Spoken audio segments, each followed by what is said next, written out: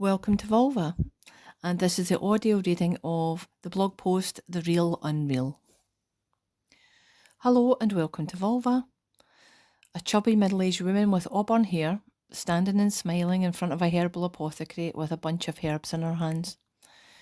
This is a pretty good visual description of aspects of me, and so this is what I used as a prompt for AI to generate an image. The first image is that image. That is not me. In fact, that isn't anyone, because that woman is not a woman, and she does not exist anywhere in the reality of the physical world. Neither do the herbs, nor the shelves with the jars behind. None of what is in that image captures the physical reality of what it is trying to portray. If this is your first visit, you'd be forgiven for thinking the picture is of me standing in front of my apothecary. It's incredibly lifelike, or so AI would like us to believe. It's an artificially generated image by a robot, a sophisticated robot, but a robot nonetheless, and it has received no brushstroke from an artist, no keen eye of a photographer, and no smile from the warm heart of a human woman. In this blog post, which is aligned with my Yule 2024 newsletter, I don't want to offer the same as other offerings during the season. This is becoming a bit of a tradition for me now, following in the footsteps of a few of my previous Yule newsletters, which highlighted topics such as grief and loss, distraction techniques, rampant consumerism, and seasonal soul loss. This year, I wanted to share something just as real and evergreen, something that could be accessible all year, stripping things right back to the bare branches and to difficult truths. If you're new here, you'll discover that this is just my way. I also wanted to highlight the huge difference between the glory of the real, that which has been created, and the ugliness of the unreal, that which is generated through theft of the real, the lure of those things that strive to encourage us towards the artificiality of perfection in a beautifully flawed natural world. I feel very strongly about AI generally, and I'm resolute in my feeling of both AI-generated images and texts. I endeavour to never knowingly use AI images on this website, in my social media, literature or similar. This post and the associated newsletter, Facebook, Instagram and YouTube are very much the exception to make a point. The only way to ensure this is to create and post my own images. I will never use AI generated text. My words will always be from me, from my heart. If I were to use AI text, this blog post would take 10 minutes instead of 10 hours. I'll expand a lot more on this later on. I choose this approach for many reasons. I could quite easily use the first image on this blog to promote the branding of my business, to sell my goods and services. Who's to know if this is actually me, if I'm an online business? I could even generate things to sell that would not actually exist. I could generate aspirational images of products, services, myself and my life that are unachievable, continually hooking people in to repeatedly purchase services for something that cannot ever be reached because it does not exist. I could generate an entire business and persona that also does not exist, only appears to. And this is what's happening out there in huge commercial sites. Listings with AI-generated images of products for sale that don't exist. I came across a cookery page on Facebook recently and I scanned the images that they were presenting of their recipes. All AI. No matter how incredible a cook you are, your cookery will never live up to the images in that page. They cannot live up to the images they post in that page. The person who posted the recipe with the image cannot produce it either because it does not exist. These are only small examples of deceptions using AI, but I wanted to share with you my feeling about the spiritual impact of AI. AI generates images by trawling a bank of humanly created artworks, images and photographs, those works of artistry that are a divine partnership. The compulsion of the human spirit to commune with its God, to create truth and beauty that touches our soul. A creation that communicates with us in the language of the heart. AI pulls aspects of these to generate one composite image based on a phrase. AI dismembers art, ripping it into a million pieces, taking what it needs, then reassembles it. It generates a product instantly, on demand, for the consumer. AI is the antithesis of art. Recently, an image, I refuse to call it a painting as the media are stating because it is not, of Alan Turing, generated by an AI robot called Ada, sold at Sotheby's for $1 million. This image could not have been generated without the humanly created images, paintings and photographs for it to parasite. I've worked with artists from all walks of life, expressing themselves in different mediums, true human artists guided by a force beyond themselves, who are the instrument for this divine energy and who struggle to have the beautiful creations of their incredible gifts truly valued. And here we have some twats squandering millions in a generated image that was robbed from other artists. In shamanic traditions, there's a practice of dismemberment and rememberment. This involves a spiritual ripping apart, dismembering, of ourselves in the divine realms so that our guides, gods and goddesses can put us back together, healed and whole. It is a profound process that requires an experienced and compassionate practitioner who knows what they're doing. This often intense process allows us to remember ourselves, that essence of who we are when we are light-filled and at peace, no longer encumbered by the pains we have experienced in the world. We remember who we are. We are healed in the spiritual realms to be returned to ourselves. So what happens when there's a force without its own divinity, compassion, morals, values, intelligence or empathy that has been manifested with the sole purpose of dismembering millions of divine creations, then puts them all together in a mishmash with millions of others, a Frankenstein's monster of soul shards and an artificially generation thing that is not quite living and not quite dead? When we think about it, AI is perfect for our times.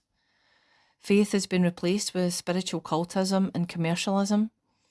Much of what we see in spiritual circles is a selling of the get into heaven free ticket, the very same that the church used to guilt us into, emptying our pockets at the collection plate, but now it's under the banner of enlightenment. If we keep buying as much stuff as we can that makes us look like we're spiritual to our followers, family and friends, physical proof that we definitely must then have faith, then we are enlightened. Appearance mistaken for substance. I feel we do not know the full spiritual ramifications of AI yet, but what it has visually created is a grotesque yet captivating zombie that we just can't quite look away from. It may suck the life and soul out of us, but we seem to want to keep feeding it. While we think we're more civilised than societies before us, we haven't come far from the Victorians' love of the travelling vaudeville sideshows.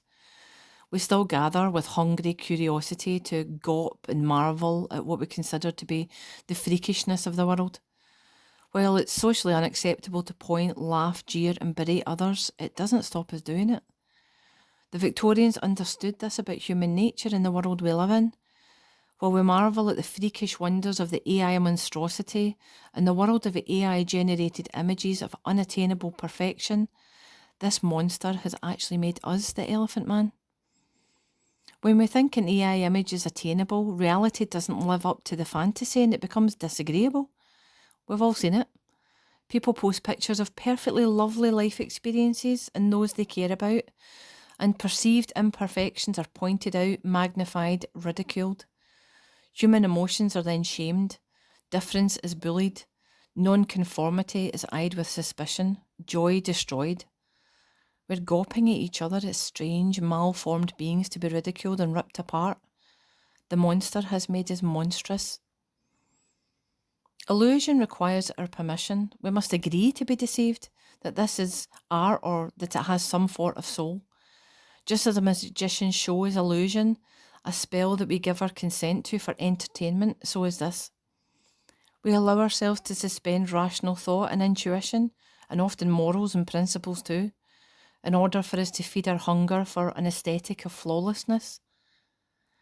Two of the things that early versions of AI image generators struggled to generate were human hands and feet. I find it interesting that our feet, those that ground us and anchoring us to the earth, and our hands that we use to touch the world and each other, to hold, caress, comfort and create, were hard to generate artificially. Often the generated images of these were deformed in interpretations. This was one of the visual giveaways that an image was AI generated, as you can see in the picture above on the blog post.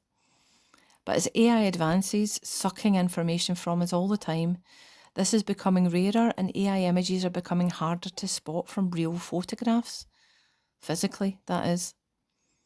If we ignore the visual aesthetic, there is something about them that doesn't ring true to our intuition. There is something in our gut telling us that what we're seeing is not quite right. A little like when you come across a narcissistic sociopath. They can present as handsome, beautiful, intelligent, or charming as much as they wish, and they may attempt to manipulate with mind games, seduce with flattery, and conquer by emulating emotion. But there is no fooling the gut. We can be aware of intuition and listen to it, but it only makes a difference if we actually follow it. AI generated more than 30 images for me to choose from in less than 5 minutes for this blog post. Forget about the incredible visions of your imagination and the fertile landscapes of your dreams. These are redundant now. Let the great conjurer do all the work. You need only write a sentence in abracadabra.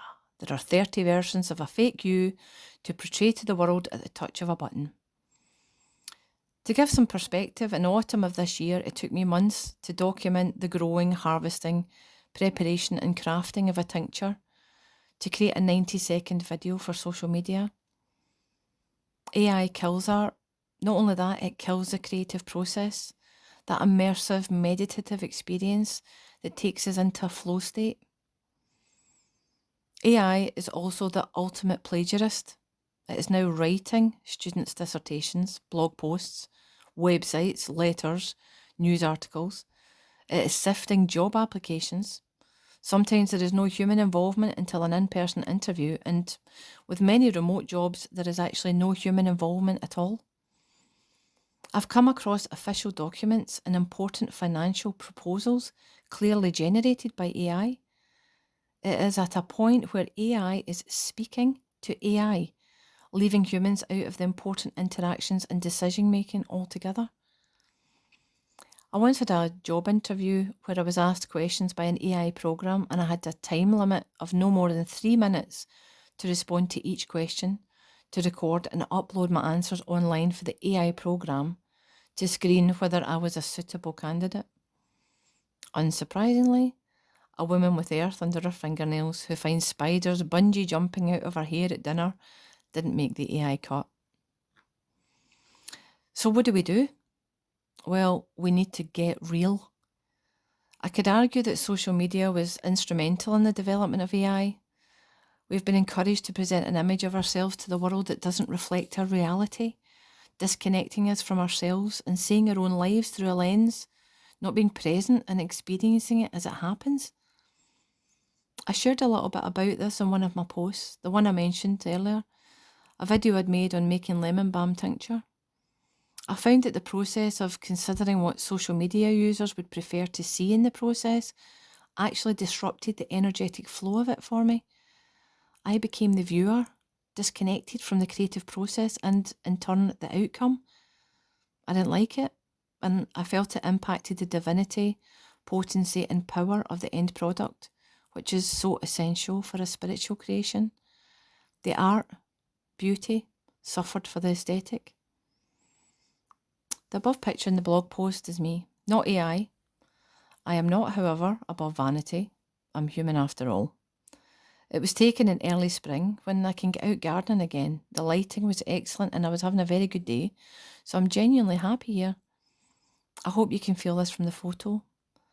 Of course, I'm trying to present myself in a way that appeals to both me and you. This is how photographs have been taken since photography was invented. But it is real in as much as our image presented to another can be. The reality is, like most, my life is often chaotic, messy, disorganised, frustrating and sometimes rage-inducing. I'm no stranger to swearing. I've never been one of those women who people say, oh, you always get her the same way. You won't, but you will always get the real me. Get real with me.